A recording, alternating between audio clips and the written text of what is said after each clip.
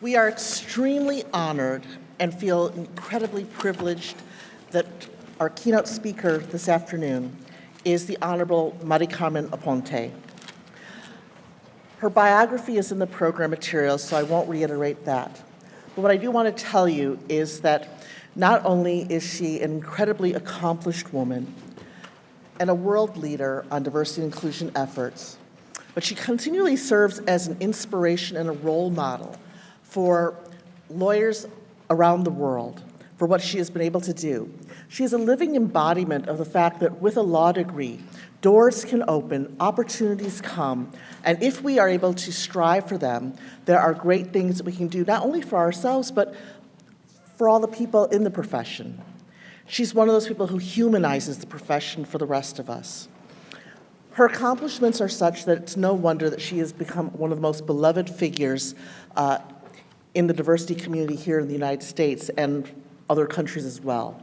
So we're very proud and privileged to have Mari Carmen Aponte, who was one of the few Latinas to ever get to serve as a U.S. ambassador. She is the former ambassador to El Salvador. And with that, I will turn it over to Ambassador Aponte. Thank you, Sandra. Thank you. Hi.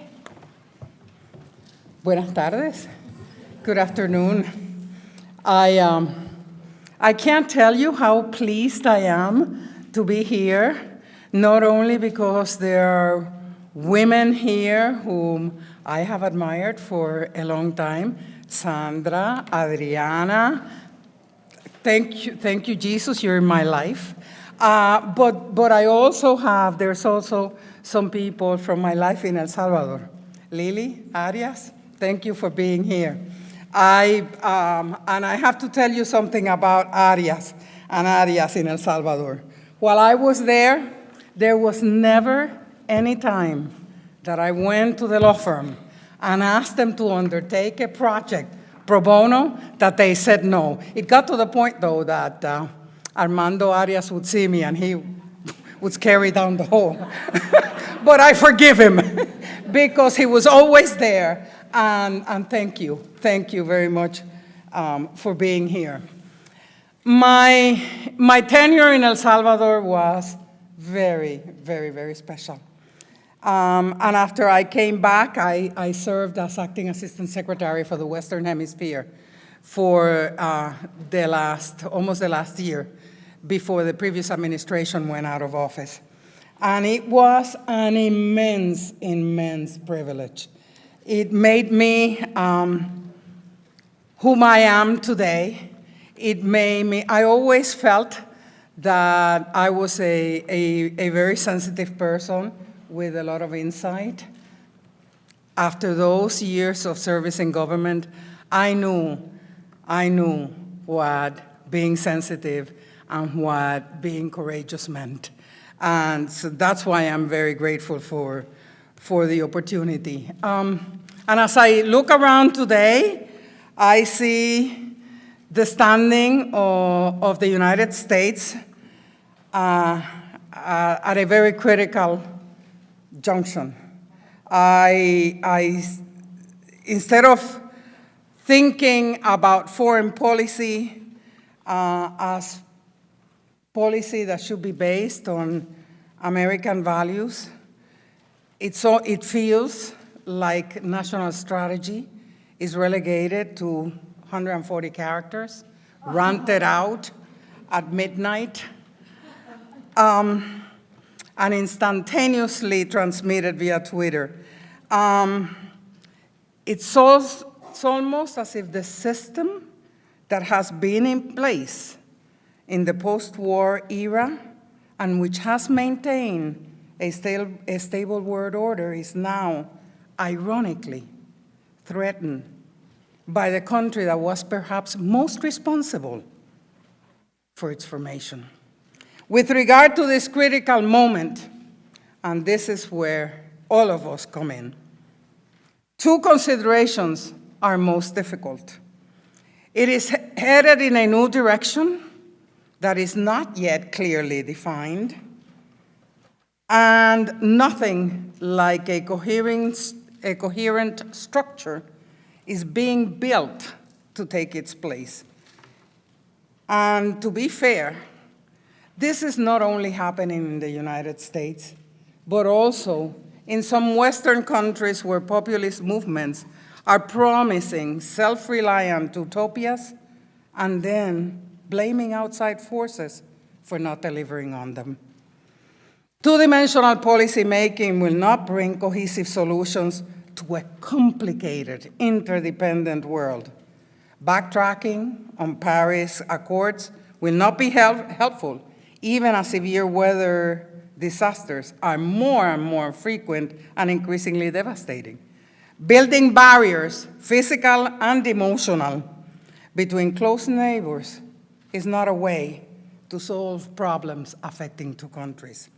Nonetheless, notwithstanding all this, something very powerful is happening at the same time. Many Americans are resisting, they are speaking out, they are pushing back.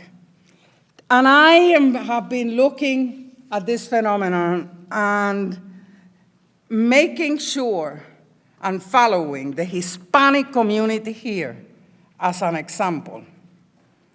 We sense, as a community, that in combination with being foreign-born immigrants, Hispanics, both legal and undocumented, are changing the flavor and look of American neighborhoods and cities.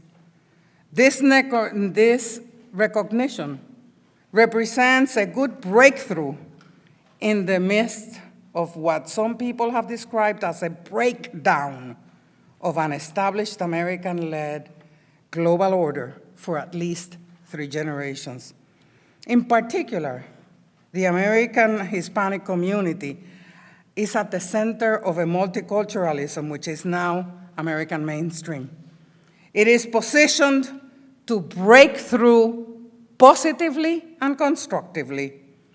We know and we understand racism. We know and we understand rejection. But we also know and understand that responding negatively will only lead us into an endless cycle of getting even, but unfortunately, getting stuck. One way, then, to move forward constructively is to learn and apply lessons of goodwill and understanding. How do we promote respect for differences? How do we promote empathy and understanding? We must seek to identify not what divides us, but what unites us. We need to look inside of us for those values which come from family and which come from community. And indeed, these are the very lessons that have shaped my life, both personally and professionally. Although I grew up in a household where education was highly valued, I had a characteristic instilled in most Hispanic women of my generation, and I don't see many Hispanic women of my generation in this audience. I was compliant. Since my parents had the expectation that I would go to college, I attended college. But something happened after I finished college and worked in the inner city communities of Philadelphia and New Jersey. And I did this work with minority children. Early on, I learned that I sometimes had to stand up, not only for myself, but for some of the children as well. This is what led me to law school. At the time I commenced practicing law, there were not that many Hispanic women in the profession. As a matter of fact, I can think of 5 Puerto Rican women who, like me, were finishing law school. With one of them, I used to talk about who would be the Hispanic in the Supreme Court after we were dead. Well, she's there now.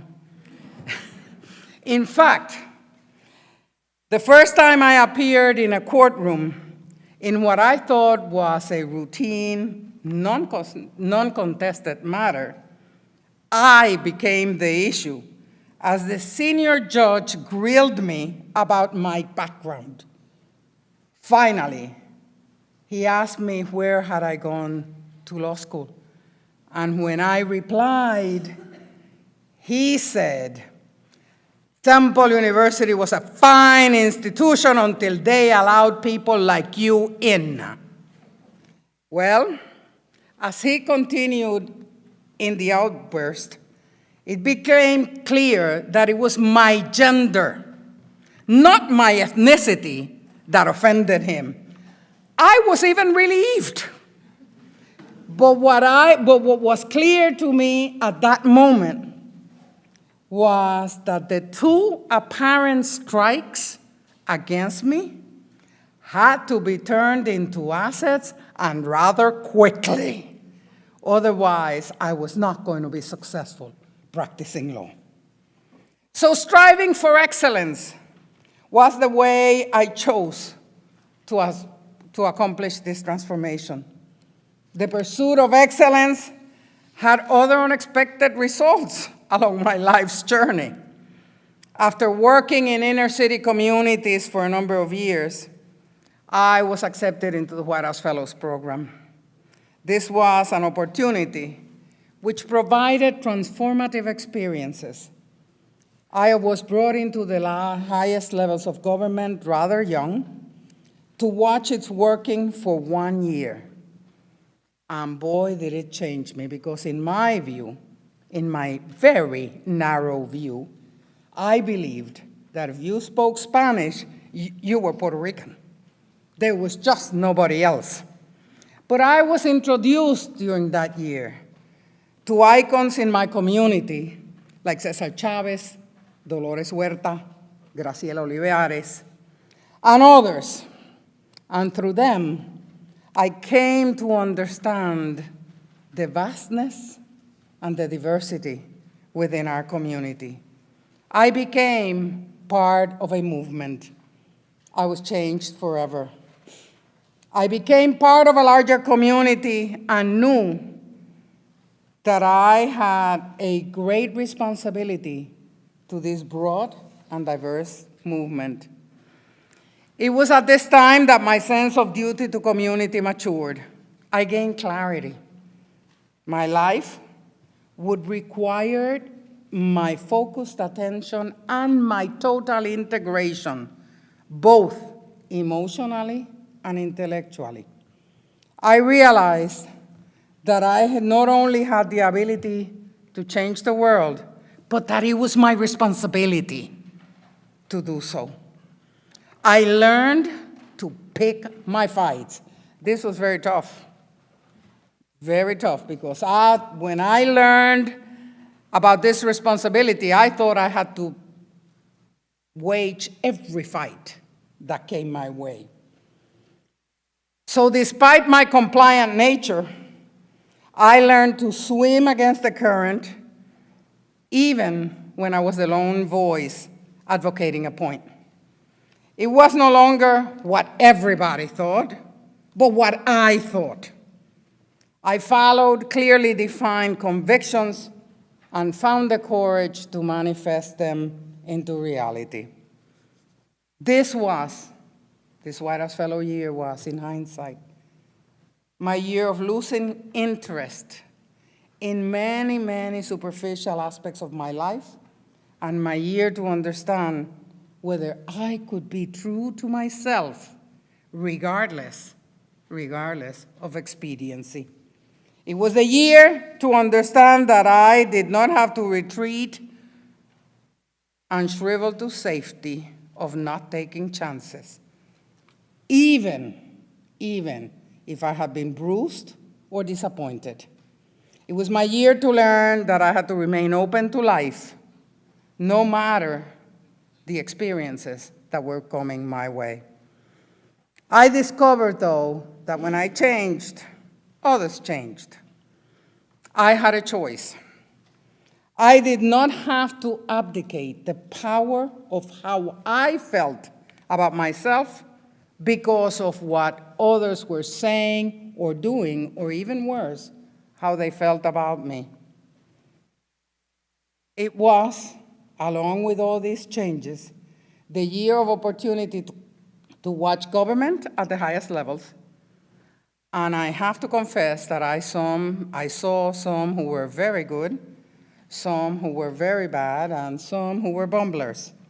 But in the process, I learned and I gained myself. I spent the next 20 years in the private practice of law, but never wavered in my full commitment to the Hispanic community. During that time, I was privileged to serve as president of the Hispanic National Bar Association and was elected to membership in the American Law Institute. Additionally, the American Bar Association became a home for the treatment that they gave me and for the opportunities that they gave me. I will forever be grateful. At that, it became very clear to me that what was really important was not the content of my bank account, but how much I influenced people's lives. It was not until I was nominated to be ambassador to El Salvador, however, that I more fully understood the work of peace, cooperation, and bilateral relationships. In essence, I was out there by myself, not knowing people who were working for me, but having to make sure that they were on my side. I needed to learn, and that's where I learned to view incidents in my life as lessons. If I concentrated on some of the experiences that I had in El Salvador, I would have been dead or depressed. I really needed to learn to concentrate on the lessons. So when I was called in or summoned in diplomatic terms to be told about an action that the United States had taken, which was not appreciated by the then Salvadorian government, I learned that I needed to go in not to engage in a match of tit for tat, but to engage in suggestions that could move both countries along. If I had then concentrated on the experience or of being told that, as I was told once, whoever is going to listen to a U.S. ambassador who is not only a woman but a Hispanic would have been dead. It was my ability to soar. It was my ability to rise above it that gave me the tools to be effective. My time in the diplomatic world showed me that multiculturalism is a constructive way to navigate the world, and that diverging points of view are healthy in getting us to understand each other. I saw up close how generalizations and ignorance can affect our lives. But those interactions were not the reason to retaliate. Instead, they have become opportunities to raise above rejection and model behavior in seeking common ground, hard as that may be. During my time in diplomacy, I learned that one of the most significant and fascinating journeys in one's life is really the journey into yourself. Systematic reflection and examination, in other words, self-knowledge, aided me in making important decisions and in taking measured risks that for the most part, turned out well. In closing, I want to share with you the poem of one of my favorite poets, Rumi, who lived in 12th century present-day Afghanistan. One of his poems has become a compass in my life. He wrote once, quote, "Out beyond ideas of wrongdoing and right doing, there is a field. I will meet you there. When the soul lies down in that grass, the world is too full to talk about. Ideas, language, and even the phrase each other does not make any sense."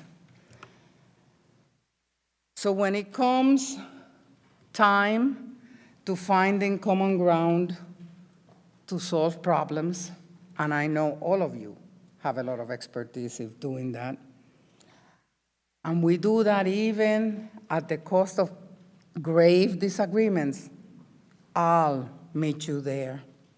When it comes to not losing democratic values and the values that we have held on, learned from our communities and our families, and seeking them over our own self-interest, I'll meet you there. And when it comes to defending our values and our nations against the encroachment of intolerance and division in a battle that at some point we all must wage, I will be there. I thank you very much for the opportunity to address you.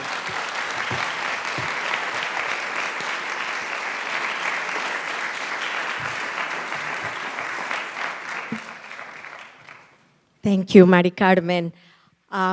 We are very tight in time, but I do not want to waste the opportunity of having Mari Carmen here, so we will allow just 2 questions. I apologize. I wish we could keep her here for hours, but unfortunately, we have an ambitious program, so just 2 questions. So the first 2 that are raised their hands get to speak.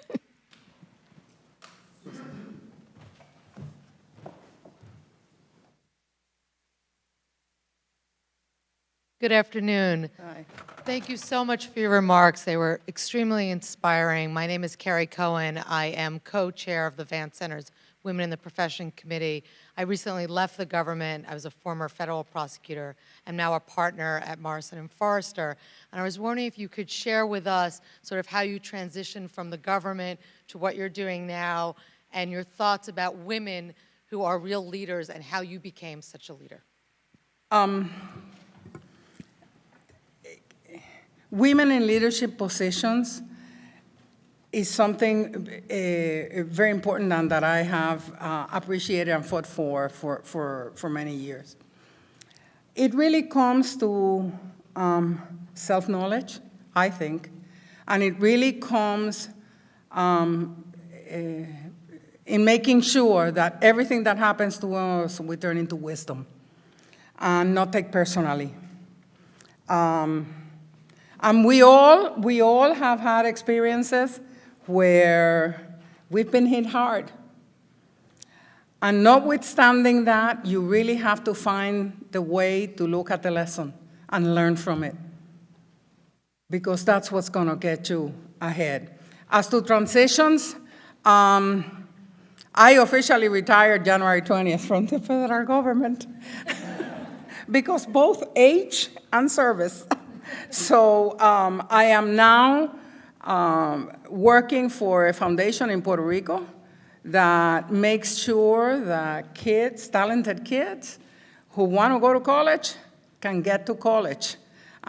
We try to look for resources to make sure that they can have an empowered life, especially in Puerto Rico that's going through not very shall we say, prosperous times. Notwithstanding that, it's the best resources are the children and the future. So it's a dream come true for me to be able to cooperate in that way. But who knows what else life will bring.